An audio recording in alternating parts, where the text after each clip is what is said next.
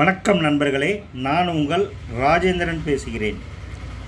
அரசு மருத்துவமனைகளில் உதவி மருத்துவர் பணிக்கு 2553 பேர் தேவை.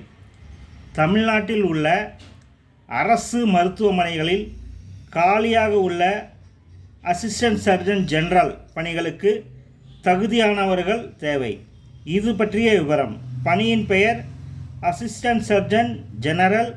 காலி பணியிடங்களின் எண்ணிக்கை 2553.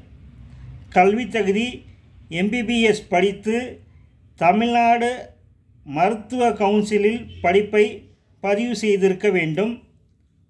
TNMRBயால் நடத்தப்படும் தமிழ்மொழி திறனறி தேர்வு மற்றும் பொது அறிவு மருத்துவ தகுதி தேர்வின் அடிப்படையில் தகுதியானவர்கள் தேர்வு செய்யப்படுவர்.